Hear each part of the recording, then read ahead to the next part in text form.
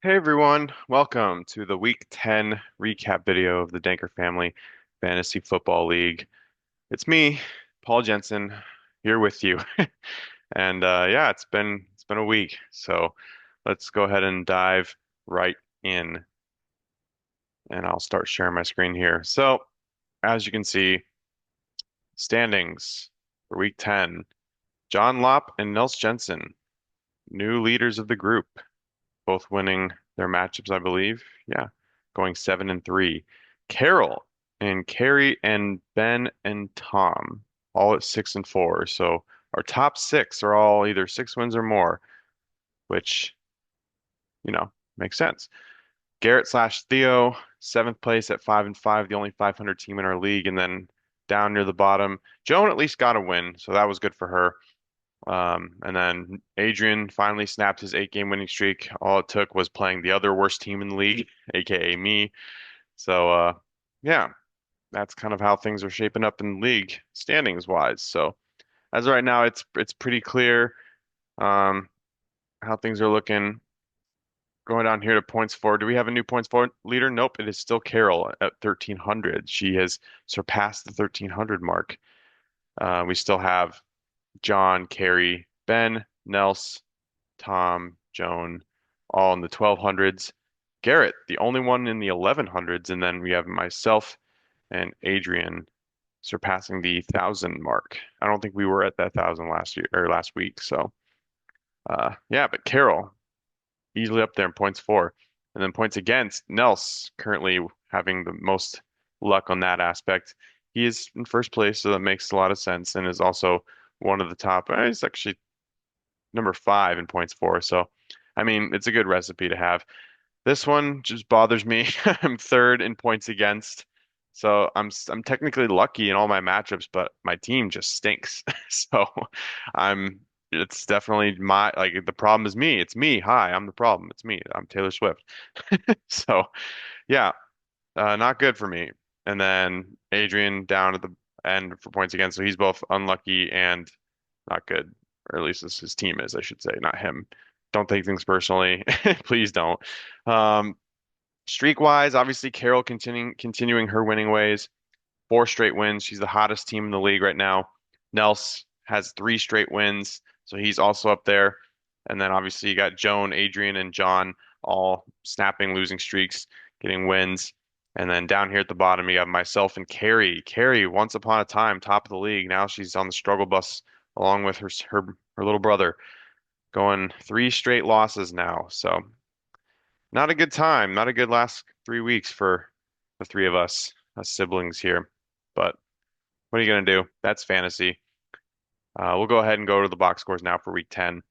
First matchup, obviously I played Adrian, and Adrian finally got his second win of the season, snapping that 8 game losing streak.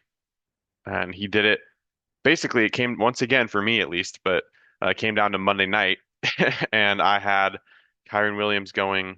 He had Puka Nacua and Jalen Waddle going, and I was only up by I think 7 or 6 points or something like that against him heading into Monday night. So I really needed a big game from Kyron and for Puka and Waddle to not perform well. That didn't happen, obviously. But then other than that, obviously, Kyler Murray having a great game against the Jets. So that obviously helped him. And obviously Nakua, Sam Laporta having a nice game. And that's pretty much all he needed to win. I think if I'm looking at it right, he was the lowest scoring winner. Yeah, of everyone. So of all the winners this week, he was the lowest scoring. And he would have beaten only one, two, only he would have beaten 3 other teams other than me. So he wasn't the worst overall performer or anything like that either. He wasn't the most luckiest, but um yeah, just overall, all he had to do was beat me, right? My struggling team, right? My Brian Thomas is now on a downwards trend. He hasn't done well. I acquired Brock Purdy from a trade with mom, so he helped me out a little bit. Christian McCaffrey finally made his debut, and he did solid. My running game, other than that though, Kyron struggled, DeAndre Swift struggled. I had Austin Eckler on my bench. Obviously, that hurt, and my receivers didn't do well. Tank Dell only had 8 points. Kate Otten finally went down, or at least not down, isn't hurt, but his performance went down after a good last couple weeks. And yeah, so didn't really get much help from the middle of my lineup here, running back two through tight end. That was pretty much the key reason for my loss right there. So yeah, I'm just gonna accept the fact that my team stinks and move on to the next game. So well, I'll look at a few things, I guess. It still amazes me that Adrian has two kickers. I mean, I guess it doesn't matter at this point, right? We're both in last place. Might as well do whatever you want with your lineups. But I do find it a little bit interesting that he's still holding on to two kickers. Not sure why. But yeah, hopefully for his sake, we hope Puka Nacua can continue his success and not as long as he stays healthy and doesn't get ejected, he should be good. J.K. Dobbins also had a little bit of a down game, but you'd expect him to bounce back. And then Jonathan Taylor's obviously a key play for him as well. Uh, yeah, and that's pretty much all she wrote for this matchup. Pretty quick. I'm definitely hurting with my top two receiver picks, either hurt like Mike Evans or not performing well, as in Michael Pittman. So, what you gonna do? Uh, moving on to the next matchup, Carol versus Carrie again. Carol got her fourth straight win of the season. Carrie with her third straight loss. So Carol continues to heat up while Carrie continues to struggle. For Carol, she had 130 points. That was, I think, the third best score this week. Yes, third best. And she did it behind the backs of Jalen Hurts, who had basically 29.68 points. Um, Running backs did pretty much what they usually do, getting in the mid double digits minimum. Amon-Ra St. Brown had another nice game. George Kittle coming off a bye, doing his thing. James Cook. Carol's got an overall solid team. The only thing that really stands out for her is her receiver depth. But I mean, having Amon-Ra St. Brown as your receiver one obviously doesn't hurt. Um, and even if she had played I mean, she won anyway, so it wouldn't have mattered. But um, Mark Andrews on her bench, 18. Buffalo Bills, 17 points against Indianapolis. Yeah, so she's got quite a good roster, I'd say. Just receivers the one issue, but other than that, I really think Carroll's team is heading in the right direction. It obviously is heading in the right direction, but I think Carroll has a real shot of being a top seed and come playoff time. So good on her for defeating Carrie. Carrie had solid performances from Chase Brown. He's really been benefiting ever since Zach Moss got injured and he's out for the year. So that he was a really good pickup for her. Trey McBride kind of down game, but he still did pretty solid. Drake London bounced back from his injury. Justin Herbert, he had a nice game. And even her kicker, Jesse Bates, with 12. So overall, solid performance. She just wasn't good enough. She didn't really get much help from her running backs and CeeDee Lamb. CeeDee Lamb, if it wasn't for those dang windows at AT&T Stadium in Texas, right? Who knows? Maybe that could have made the difference, right? Because that's a touchdown, that's yards, it's another point for a catch. Could have made it a lot closer, and it's just you never know. But yeah, just a little bit upsetting for her, I would imagine. She also, she couldn't play Brian Rob. She had to go with Rico Dowdle because Brian Robinson got hurt, and he couldn't play against Pittsburgh. So obviously that definitely hurt her as well. So just little bad luck there for her. So yeah, and that was it. She only had five. This might be the lowest scoring bench I've ever seen. 5.7 points. I mean, I guess sometimes people have no one on their bench playing, so that is obviously possible. But yeah, she pretty much had only one option. She sat DJ Moore, which most people probably wouldn't have done, but she had the balls to do it, and it turned out pretty well for her. So yeah, but in the end of the day, she still lost, so it's a little bit of a bummer for her. Um, but yeah, next week she's gonna get Kenneth Walker back. She's gonna get Jaden Reed back. But she's gonna have a little bit of an issue figuring out which running backs to play because Gibbs is good. Obviously, Chase Brown is a lot better now that Moss is out for the year. Kenneth Walker is gonna come back. Yeah, she's got and Brian Robinson too when he gets back healthy. So I still believe in Carrie's team. Don't get me wrong. Even though she's been struggling, I still think overall her quarterback situation's a little bit scary because Jordan Love's been kind of inconsistent this year. He's been hurt slash prone to turnovers, and Herbert he's coming on strong lately. So it maybe this is a turning point for her at quarterback. Maybe she starts Herbert more often than Jordan Love. I don't know. We'll see how it goes. Moving on to the third matchup, Tom Beach Desert versus Joan, Tennessee touchdowns. Joan gets her third win of the season and in demolishing fashion. winning by 47.8 points over Tom, handing Tom his fourth loss. For Tom's side, obviously, it just comes down to, his receivers and Saquon Barkley having a down game, really. I mean, usually he's averaging around 20 points a game. He just had a down game. It happens, right? There's no need to overreact or anything like that. And also David Montgomery too. He had kind of a down game as well. So overall, just both of his running backs and both of his receivers, just not a good game, not a good weekend for them. Jets have been struggling, so it's kind of hard when you have two receivers from the same team because you know it's very rare that both receivers from that same team are going to go off. Usually it's one versus the other, or in this case, they just both happen to get the same amount of points, 9.1, which is a little kind of crazy, but. Yeah, the Jets offense has been struggling, so it's kind of hard to tell if you can trust Jets receivers, moving forward, especially when it feels like their season's pretty much almost over. Just maybe one or two more losses, and that'll really, you know, put a nail in the coffin of their season. So how much are they actually going to perform later on this year for Tom? Joe Mixon had a great game. TJ Hawkinson, his first great game back off of IR. Josh Allen had a good game. Um, but yeah, and then for Jones' sake, I mean, her whole team just absolutely dominated, minus the defense. But when everyone else is getting double digits, literally every single player other than her defense, Lamar Jackson, number one fantasy player in the league. He's averaging 25 points a game. Rashad White had a nice game against San Francisco. Juba Hubbard, he's been one of the best pickups this entire year, and he's been killing it with the Panthers. He's the one good thing about the Carolina Panthers this year. AJ Brown, Malik Neighbors had a down game, but AJ Brown, he ever since he came back from injury, he's been doing pretty good, doing pretty well. And Terry McLaurin, she acquired Terry McLaurin from John, and that trade's been working out for her. So, or it had it just finally worked out for her because she was losing a little bit until this past weekend. So yeah, and she made the right decisions, right? One of my keys for her that coming into this week was she going to make the right decisions for wide receiver, and she did. And she didn't have to, she didn't have to make a decision because now that I'm just realizing this because Jackson Smith and Jigba was on a bye, and she didn't go with Jake Ferguson or an Isaiah Likely or Justice Hill for her flex, so kind of a little bit of an easier decision, I thought. But yeah, good on Joan for getting the win, getting her third win of the season. She's not quite out of it yet, playoff wise. She's gonna have to get hot, and she's gonna have to hope some other teams start struggling. So don't give up too quickly, Mom. You have a good team. I do think you have a good starting lineup. Your depth is definitely an issue, so you just got to hope everyone here stays healthy and that they all just continue to perform when needed. So yeah. Nashville Packers versus Ben Danker. Nels obviously getting the win, propelling him up to second to top two in the league. Ben, unfortunately, with the loss at 6-4.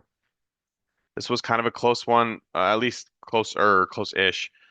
I guess my mine with Adrian was 10 points. Carrie's and Carol's was 8. This was 14 points, it looks like. Nels getting helped out by Bijan, George Pickens, Travis Kelce. Those are the top three. Three players with 20 plus helps. He only had two players in single digits, one of them being a defense, the other one being Zay Flowers. Actually, no, three players. Sorry. Jaden Daniels, he only had 8 points. Wow, so a down game from him. That was a little bit of a frustrating game as a football fan in general because you were kind of cheering for Washington, but or at least I was. I don't know if you guys were, but and then Achane struggled too, but nevertheless, it didn't matter because he got the win. And for Ben's side, Joe Burrow just went off. He was probably one of, if not the highest scoring players. Or actually, obviously, no, because Jamar Chase was higher, but he was definitely the highest scoring quarterback this week.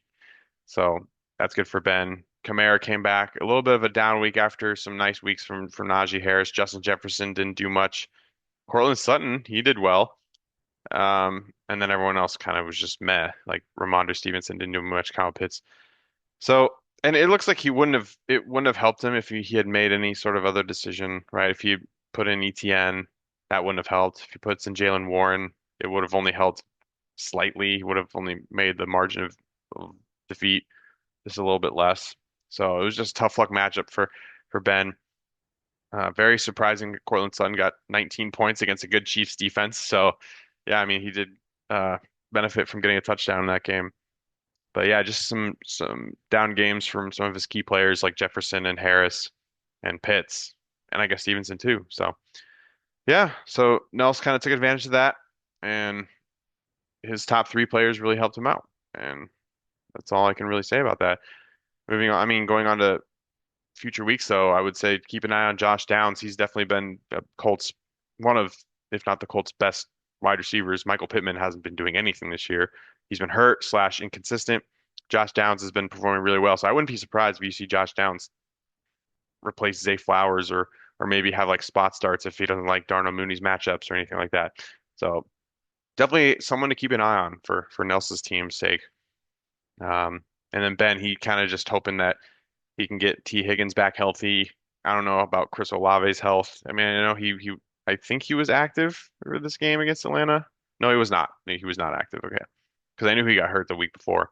And Amari Cooper too. He's still out and dealing with something. So yeah, it's Ben's just kind of got to hope his team kind of shapes up at the right time so that he can go on a run. And then finally, John Lopp versus Garrett slash Theo. John Lopp with the most points this week of anyone. He had 163 points, and he played the team with the fewest amount of points in Garrett slash Theo. So definitely an 80 point victory right there for John. Um, Kind of similar to that game Adrian lost to a few weeks back. But other than Sam Darnold, his quarterback, and I guess Dalton Kincaid, so quarterback and his tight end, which are the honestly the two positions he's had issues with the most this year. Everyone else was amazing. Jamar Chase, 55 points. Like you don't see that often. It only happens maybe once or twice a year in fantasy, and this was the performance. So great pickup by John, getting that in the trade, and then Cooper Kupp doing his thing. James Conner having a nice game, 22 points. Um, Eagles defense, yeah, pick up any defense playing Dallas because they are way out of it this year. It's not even funny. Even with we all thought Nico Collins could have come back. He didn't really hurt him, you know. So John still got great receiver depth, and with Cedric Tillman coming off and by, he'll have him at his disposal. Same with Calvin Ridley. So John's looking pretty well.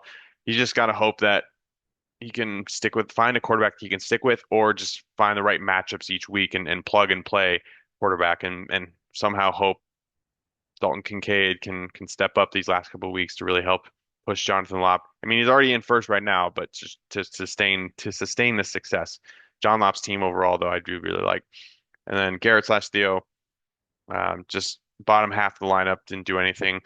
Devontae Smith, after having a good week last week, he has a down week. Gesicki, he had a couple of good weeks. He didn't do much on Thursday night. Xavier Worthy, I was a little shocked that he decided to start Xavier Worthy over Marvin Harrison Jr. And now I know Harrison Jr. was playing the Jets, but the Broncos have one of, if not the best pass defenses in all football. So I was a little shocked that he made that decision to go with Worthy over Harrison. But hey, that's his decision, his prerogative. He can do whatever he wants. Tyrone Tracy had a decent game, or pretty much hit his projection with the fact that, Devin Singletary has been dealing with injuries and he's kind of stepped up to that starting role. But very rare good game for Tyrone Tracy. Mahomes, he's been his typical self, so he hasn't really been the most, amazing fantasy player this year. Tyreek Hill's continuing to struggle, even with Tua back. That's a little bit upsetting for a lot of people who out there who drafted Tyreek Hill. So he's just had a bad year after what was good, and he really missed his tight end, Brock Bowers. So, and Josh Jacobs was on a bye too, so that obviously didn't help him either. Could have started him at flex, but yeah, just overall, uh, nothing he could have done, even if he had played Harrison, because John's team is just stacked. So I don't really, you know, there's nothing that, oh yeah, I'm not going to blame anyone or anything for losing. It's fantasy, right? They have no control, but it's just you just face John at a really rough time. So yeah, going into the matchups for next week, we have me playing John. Great. I'm playing John, and somehow I'm projected to win, but that's going to change because John hasn't moved James Conner out of his lineup, and he's got I mean, I don't know. There's no, I just don't see how John loses to me, really, because my team is so inconsistent. They're so bad. They're over projecting all these players. Like DeAndre Swift, they're projecting him at 14. He's been struggling. Brian Thomas has got like three straight games of like less, or two straight games of 8 points or less. Now it's possible he could do well. Detroit Lions secondary's been pretty bad, but still, I'm not trusting my receiving core right now. Um, yeah, and then I just think having Jamar Chase and Nico Collins is going to return. You might play Cooper Kupp or Deebo Samuel. I mean, he's just got too many good options at wide receiver. He will need to figure out who to go with at second his running back too. So that is a little bit of an interesting dilemma for him. But he did beat me last time in week 3, so we'll see how it goes this time. For Tom, he is playing Carey, and this is the first time they've faced each other this year. Wow, week wait until week 11 to play each other. Um, just first glance, yeah, Tom's got the clear advantage, at least for the most part. Indianapolis's defense is not that good, so I actually think Adams and Wilson will bounce back, just like ESPN does. Yeah, I mean, Carey might continue to struggle. She really has to hope that somehow, first of all, she's definitely, in my opinion, again, she can make whatever decision she wants, but in my opinion, she should not be starting Rico Dowdle. She should be starting Kenneth Walker instead.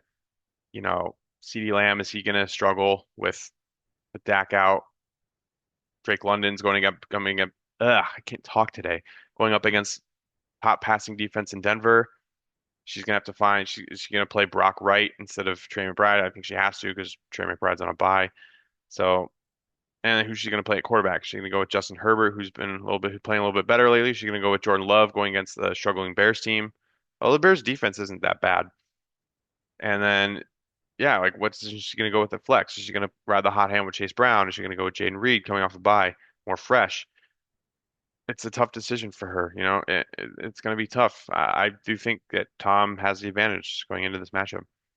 Ben versus Adrian. Ben beat Adrian the first time, and right now he's projected to do so again, although Adrian needs to replace Kyler Murray in his lineup. But even then, I'm still going to project Ben to win. Overall, his running backs, in my opinion, are a little bit better. Quarterback, way better. Receivers, if T. Higgins can stay healthy, and even if not, if he replaces him with like Cortland Sutton or Amari Cooper, if he's healthy, right? I think that's better than the combo of Puka and Waddle. Now, Puka alone is probably better than Higgins, but not Jefferson. I'm sorry. Um, yeah, and then we had Laporta did better than Pitts last week, and I think he might do it again because Denver's pass defense is really good. So I actually think Laporta, although he's questionable, so that is interesting. Yeah, he might be hurt. I haven't been following up on injuries lately, so if he's hurt, then yeah, Adrian's got to replace him, and if he does, then I'd give Ben the advantage. But as of right now, if Laporta is healthy, which doesn't look like he is, but if he is, I would give that to him. And I do like Tony Pollard over Stevenson more. So I'd give that to Adrian. But overall, though, I still think just having Burrow, Kamara, Jefferson, and Higgins, if he's healthy, would be a much better combo to help lead Ben to a victory. Nels versus Carroll. This last time they played, Nels beat Carroll. Um, Nels's running backs. Oh, this is actually a good matchup, actually, because you got Jayden Daniels and Jalen Hurts, two of the top three fantasy quarterbacks this year. You have Robinson and Achane versus Derrick Henry and Kareem Hunt. Wow, okay. So this is actually one of the best matchups all year. Because yeah, you got Harrell who's in third and Nelson's in second. I mean, this could be a potential, and they're both. If I go back to the standings, they both have the two longest winning streaks, winning 4 games for Carroll and 3 games for Nels. So this is gonna be an exciting matchup for this league here, Nels versus Carroll. So, and right now they're giving Nels the edge because of just the fact that his running backs, or sorry, his wide receivers are a little bit better. And Travis Kelce, even though Kittle's been the better performing tight end overall this year, Kelce's been playing a lot better of late. And yeah, I think riding the hot hand will work. He might replace Zay Flowers with Nick Chubb if he likes that option more at flex, or he could go with uh Darnell Mooney, who's actually no, I wouldn't go with Darnell Mooney.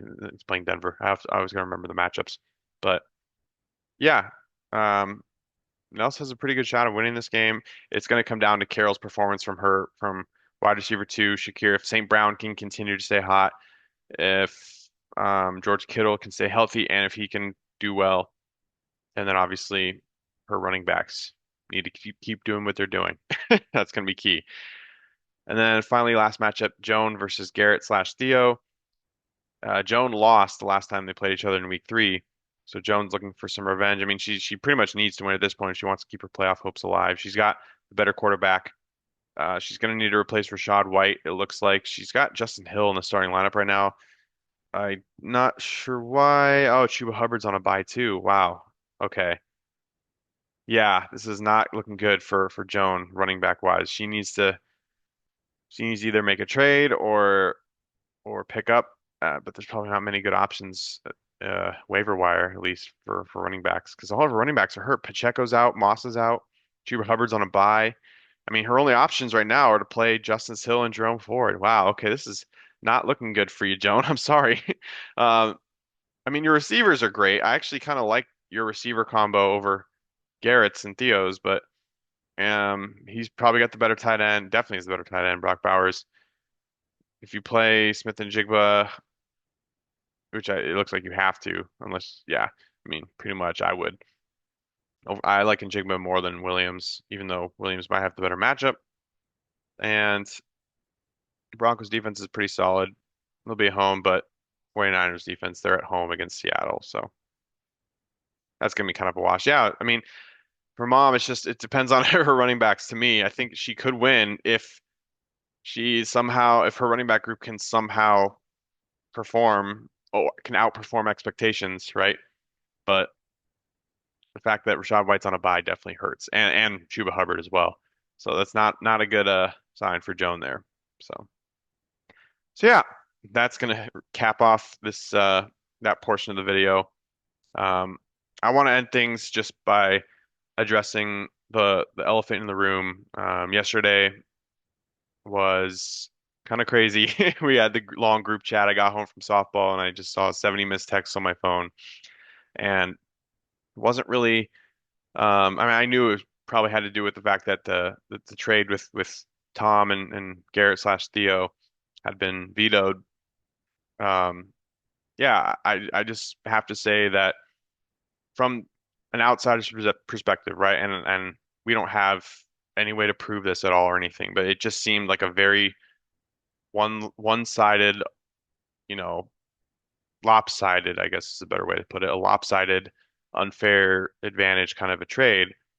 But again, there's no way to prove that, one person was just trying to help the other or anything like that. Um, I just felt, me personally, I was one of the ones who vetoed it. So if you have a problem with it, definitely you can let me know, let me hear about it. Um, I just didn't think it was fair. It didn't make any logical sense to me. Again, values in the eye of the beholder, I get it, but there are metrics out there. It's very clear when you're trading away a top three running back for a replacement level running back in Tyrone Tracy. It just doesn't pass the smell test to me, my opinion. So, and if we want to, if we have issues with how trades work in the league, right, or what the process should be, right? If we make a trade, how many votes should it take to veto? You know, um, when we push through a trade. Like, so I made a trade with mom on Saturday, and I will admit I intended for that trade so that, I would have those players available by Sunday. Now, normally trades take 48 hours. I made the request to Carol, say, hey, I made this trade with Joan.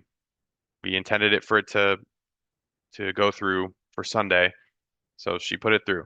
And if that's an issue for everyone, then I'm perfectly okay with accepting that. And we can figure out a better process for that. Like if we want to make that more of a thing, hey, if you're going to make a trade, you have to make it and you want the players to play by Sunday or on your team by Sunday, you have to make that trade by Friday. And if you don't, tough luck, you're not going to get it until the standard 48-hour period. Or if we want to, decide as a group, as a league, if we'd rather have some sort of exception to that rule where, hey, if I think of a trade, but it's on Saturday, can we still make an exception where as long as everyone's okay with it, we can push it through, right? So I'm totally, you know, up to hearing reasons and understandings for all that. Um, but yeah, I mean, but the rules for this year were clearly laid out. So it's just something I think we all could definitely get a refresher on heading into future seasons. I do like the idea of getting together, even though, it seems kind of silly to do that for just a quick, meeting over fantasy. But obviously, that would just be more of a side thing if we want to just get together as a family. But I'm also not opposed to having some sort of like preseason league-wide video chat or call, kind of just going over the rules in general.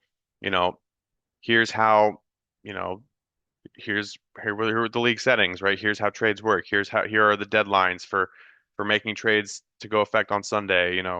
Um, here are the votes. Here are the number of votes you need to veto a trade. Here, if you feel like a trade's unfair, make your case in the group chat. We need to all be on the same page to make this work. And I like being in this league. It's fun. It's a fun family league, and I think that everyone else wants to have fun. And I mean, who wouldn't want to have fun playing fantasy with their family? It's competitive. It brings us. I feel like it's something in an odd way. It brings us closer together. So because we don't interact with each other on the day-to-day basis. We're not seeing each other all the time, but we do get to interact with each other in a way by playing fantasy football. And we all love football. We all love watching the games. We all love following our team players. So I think it's something that we all got to just make sure that moving forward, we're all a cohesive unit about how the league works and how everything needs to be. I'm going on and on, but hopefully you understand where I'm coming from at that end.